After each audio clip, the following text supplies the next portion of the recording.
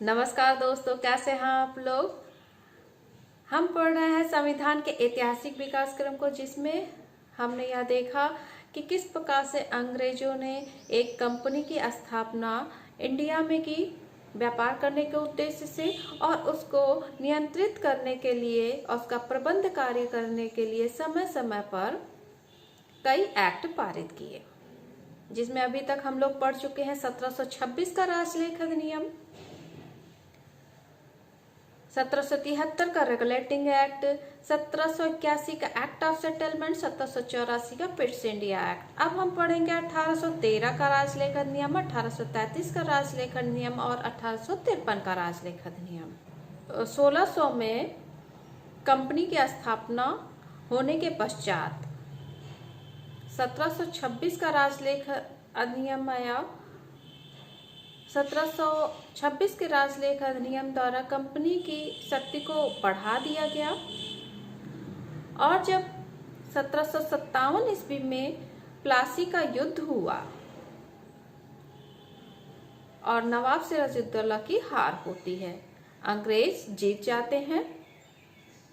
1765 में बंगाल, बिहार, उड़ीसा की दीवानी शाह आलम ने अंग्रेजों को दे दी, और साथ ही साथ माल गुजारी वसूलने की भी जिम्मेदारी कंपनी पर आ गई।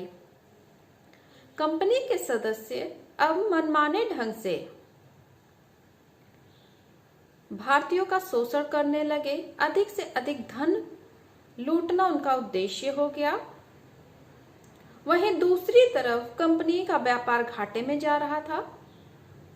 इस बात की भनक ब्रिटिश सरकार को लगते ही उन्होंने एक जांच समिति का गठन किया।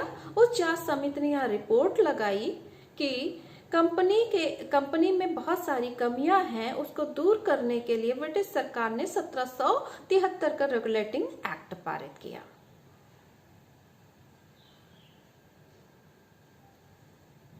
आज हम पढ़ेंगे 1813 का राजलेख अधिनियम। 1813 के राजलेख अधिनियम के द्वारा कंपनी के मोनोपोली को सीमित कर दिया गया। कंपनी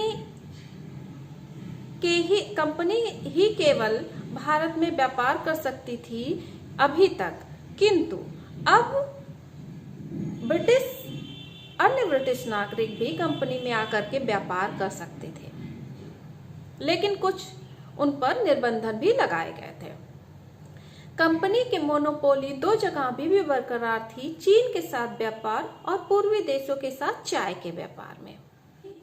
कंपनी को एक अधिकार पत्र के माध्यम से इसकी व्यापारिक अवधि को 20 वर्षों के लिए बढ़ा दिया गया।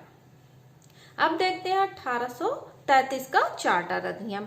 1833 के चार्टर अधिनियम के तहत कंपनी की मोनोपोली पूर्णतः समाप्त कर दी गई। बंगाल का गवर्नर जनरल अब संपूर्ण भारत का गवर्नर जनरल बन गया।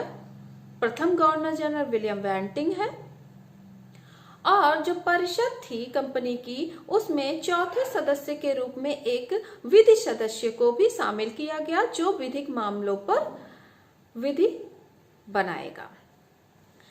अभी तक जो भी कानून बनाए जाते थे वो नियामक कानून या विनियम कानून कहे जाते थे, किंतु इस अधिनियम के तहत बने कानूनों को अधिनियम कहा जाएगा। एक विधि आयोग का भी गठन इस अधिनियम के अंतर्गत किया गया, जिसमें अध्यक्ष लॉर्ड मैकाले को बनाया गया। 1833 के चार्टर अधिनियम की धारा 87 यह कहती है कि किसी भी व्यक्ति को कंपनी में पद देने के लिए उसे जन्म स्थान, धर्म, वंश और वर्ण के आधार पर वंचित नहीं किया जाएगा। अब हम आते हैं 1853 के राजलेख अधिनियम में। इसमें हमें सेपरेशन ऑफ पावर की झलक देखने को मिलती है। कार्यपालिका और विधायिका को पृथक किया गया। एक विधानमंडल और विधान परिषद का भी गठन इस अधिनियम के माध्यम से किया गया। इसी के साथ हम अपनी बात को समाप्त करते हैं। अगली कड़ी में हम पढ़ेंगे 1858 से लेकर के 1919 ईस्वी तक के ऐतिहासिक विकास क्रम को। नमस्कार दोस्तों।